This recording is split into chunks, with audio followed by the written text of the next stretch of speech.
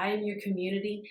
Talk to me and the rest of the viewers about what you're going through at this moment so that you don't feel so alone. Hello, that's the theme of the video.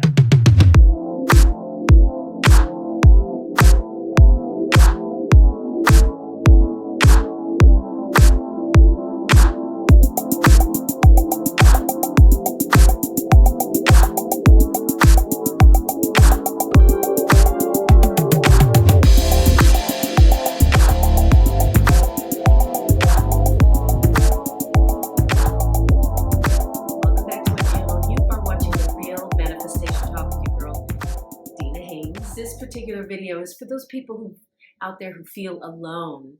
And really the spiritual journey is the place where you can find your tribe, not just within, but also without. And there's definitely a deep message that's going to come across. So you're going to want to stick with it because I think it's going to be meaningful for a lot of you. But before we get into it, don't forget to smash that like button, hit subscribe, and the little bell icon so you'll be notified when my content becomes available. And comment down below. I am your community. Talk to me and the rest of the viewers about what you're going through at this moment so that you don't feel so alone. Hello, that's the theme of the video. And definitely stay tuned till the end of the video where I will do a yes or no tarot pick a card reading. So whatever burning questions you have in the moment, they will be answered by the end of the video. And now that that's taken care of, let's get into the video. Okay, so I was watching Oprah's Super Soul Sunday, and she was interviewing India. I think I talked about it in the last video, but I watched the second part of that video, and there was something she was talking about that just really struck me, and I came up with this quote. The soul journey is so deeply personal and yet universal at the same time. So you can quote me on that. And what that means is your soul journey is as personal as the circumstances that you were born into, right? The family that you were born into that's raised you and everything that comes with that, whether it's that you grew up with your parents and maybe your parents have been great and supportive all along, or maybe it hasn't been so great. Maybe you lost your parents. Maybe you ended up being brought up by your grandparents, or maybe you were in a single parent family. You were influenced by whatever circumstances your parents were in at the time you were born and going forward. So that is really what makes your journey so specific and so, I mean, like a thumbprint, right? Everyone's thumbprint is different, but everyone has a thumbprint, right? So even though your experience is deeply personal, it's also universal because we're all having a similar experience. And so in this video, in this Super Soul Sunday episode, India was talking about how she let go of resistance at the height of her adversity or the problems she was going through. And it resonated with me because that has happened to me as well, where I've been at the height of difficult circumstances. And really, it can be a really powerful moment if you, in that situation, just let go of resistance. It's kind of like, you know, when a kid is can't get what they want, and then they just flop on the floor like a boneless, you know, sack of skin, and and fall out and have a tantrum. But in essence, there's a part of it that is very telling. It's the letting go of resistance. It's the finally like, okay, I'm done. I'm done trying to manipulate things so that I can get my way. You're not letting go of the desire. You're literally just letting go of the resistance, because the resistance is what keeps you from getting your desires. And in that space of letting go, you're also letting your spirit guides come in to help you fulfill your desires, because it's something that you cannot do alone. You will not be able to orchestrate with the accuracy that your spirit guides can orchestrate the manifestation of your dreams. So we are meant to just have the dream and then let go, let it be, let the universe take over from there. when you become conscious that you are on a spiritual journey, that you then let in the best friend that you will ever have in this lifetime, which is your inner being, your spirit guide, your connection to the universe. So the invitation is always present for you to step away from any circumstances that are not serving you and transcend, move up, raise your vibration, and sit above those situations. How you can do that is by first becoming an observer of your environment, become an observer of circumstances going around you, and also to develop a thirst for the answers to how the universe really works. Once you tap into that curiosity, or really it's that drive. For me, it was a drive. I wanted to know. I started to get these clues that there's a key to the universe, right? There's the secret, right? When I heard about the secret, I was like, what is this secret? I want to know. What is this all about? It's all about changing your life. Well, how do you do that? I just dove in and became so curious. I honestly, it drove me to develop this drive, this thirst, this curiosity to know, how do you do it? How do you get there? Because there are steps. And that's not necessarily for all of us. There are some people, I actually know people who they're completely unaware of their spiritual journey. And yet they tend to manifest. Why? Because they don't have resistance to begin with. They just go through life with almost like a naivete, knowing that whatever they want will just be provided. And they ask and then they receive. Their thinking is way more simplistic. I have noticed that people whose thinking is more simplistic, they manifest very easily. They know that they can't figure out how it's going to come. So, and that's where the simplicity comes.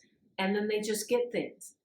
But those of you who are like me, who are thinkers, and you maybe overanalyze things a little bit or a lot, it's more difficult for us to let go and allow the universe. We think that we can work our way mindfully through achieving literally in the moment manifestation. But because we work at thinking, we have to work at not thinking so much, not getting in our head so much. So the way to get there, if you're a thinking person, is to start to notice those synchronicities in life. The things that people say, well, that's just a coincidence. There are no coincidences. If you are having messages come to you multiple times, these are messages from the universe, from your inner guide. Once you start to tune into that, then you will start to realize that you are never alone. There is always a presence inside of you, or around you, if that's how you want to think about it, that is guiding you toward your desires. And the biggest litmus test is how you feel, your feelings. How are you feeling around any subject at any moment? Becoming an observer also means becoming an observer to your reaction to things, to how you think. If you're thinking thoughts that make you feel bad, those thoughts are something you want to rise above, move away from, transcend. If you have friends that make you feel bad, those friends are people that you need to rise above, transcend, move away from. Maybe not spend so much time with them.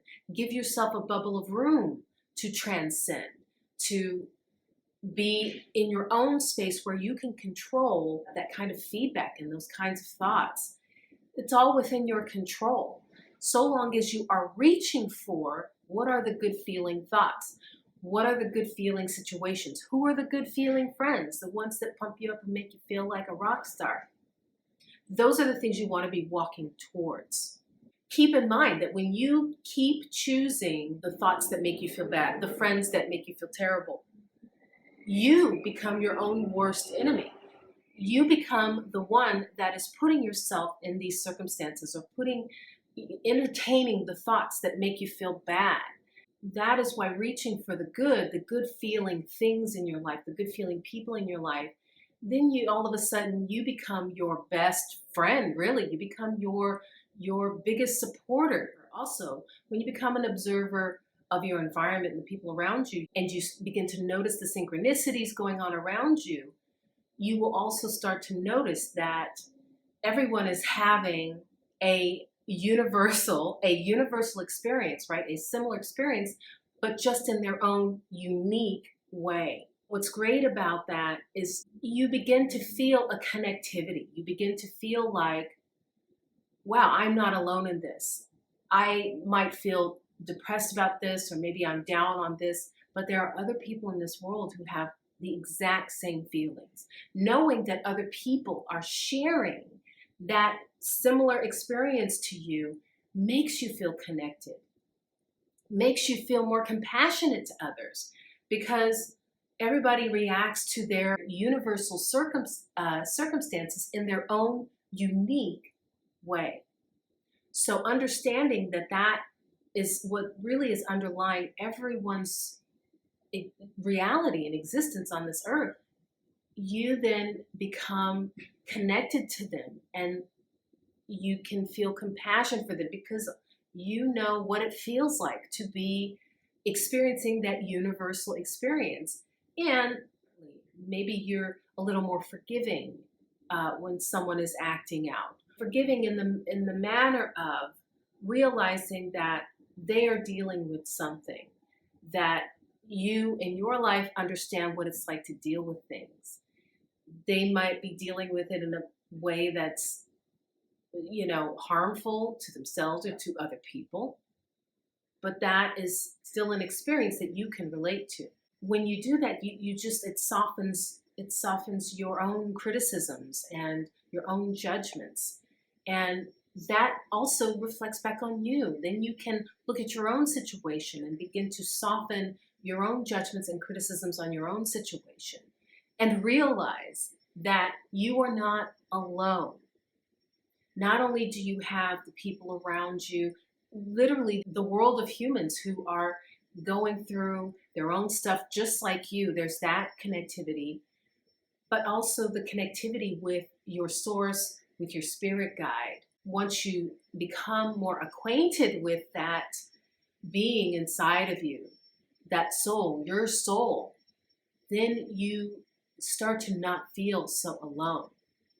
Because now is the time in the video where I do the yes or no tarot pick a card question. Do you know what your question is? I'll give you a few seconds to think about it right now.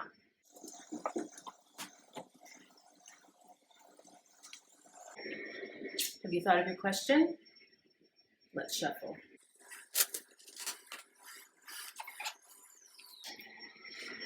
All right, so 2 cards just flew out. And I am just going to use those cards. I think the message sounds like it just jumped out at you guys. So let's see what we got. We got 2 cards this time. Usually I just do 1 card, but we have the 4 of Swords. And this card, it shows the person depicted on the hilt of 4 swords. And looking up at the sky, and the meaning of this card is truce. I'm getting the sense like it's almost like a battle that you have, maybe you're on the other end of it, and you are looking up to the skies toward better horizons. It's almost like the possibilities are endless. I feel like there's something that you've overcome, and it's like, where do I go next? What next? And that it feels like there's a brighter future in line for you. The next one we got is, of course, the Death card, which it does not mean somebody's dying or you're dying. Or in a way, really, it kind of means it's like an old part of you is dying. Because in order to be reborn, which the Death card represents as rebirth, you have to completely shift. You know that saying, there's that saying where they say, people don't really change, what is it? People don't change, circumstances do. Ooh. People don't really change unless something serious or something life changing happens to them fundamentally. Fundamentally, people tend to stay the same. There has to be some kind of awakening moment, but in order to awaken to something, you must first go to sleep, which is kind of like a death, right? Going to sleep, um, only to awaken refreshed and renewed. You've got a clean slate.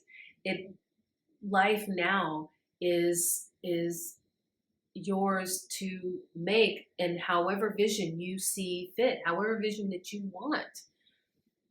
But let's see what the meanings of the cards say. Just open to it. This is a time in which you would do well to become a witness to yourself. This is thus a time of retreat and observation of your own methods and motivations. Keep a diary. Oh my God, I'm so glad this said this. Observe your thoughts and dreams. I just created a couple of journals that you can buy on Amazon, and I will try to post a picture somewhere in this video so you can see it. And I bought them so I can show them to you in real time, but I might as well just mention it now. You go on Amazon and look under Dina Haynes, and you will find on my roster of books, there are a couple of notebooks there for you to journal in, which is so cool for me to announce to you guys, because I started this manifesting part of my channel about scripting, around scripting. And I've now given you a journal where you can script, and there are affirmations on every page, and it's just a daily journal for you. There's two styles, one for if you're a little spicy, and one for if you just want like a basic notebook journal. So check that out. So let's continue with this reading. It says, a period of time is needed that will allow you to clear yourself and refocus your direction. Once again, go in a new direction. You're coming out on the other end of it. Even if your life at work or home is too busy to permit a real vacation, try to minimize your social activities and maximize your relationship with yourself. Boom! You are not alone. This really, the point of this video is to get you to have a better connection and relationship with yourself, which is where your soul, your inner being is. Okay, now let's see what the other card. Now the thing about the Death card is it's a major arcana card, which means that this is the moment where you can take things in a different direction and reinvent yourself. Really, is what is what it's about. It says, this means that a plan of some sort, a condition or circumstance, or an actual person with whom you are in a relationship is going to come to a conclusion. It could be you. It could be you coming to a conclusion, or it could be you concluding friendships that don't work for you anymore, situations that don't work for you anymore. This is also something that I've been hearing is going on in astrology, that the planets are sort of uprooting everything. I mean, honestly, they have been for a while now. And it's just a reminder, once again, that when you uproot things, it's important that you change them in a way that you want, that increases your happiness in life. Like I also keep hearing in the news, like people are quitting their jobs that they've been in for years, and even though they've gotten back to it since COVID, now they're quitting once again.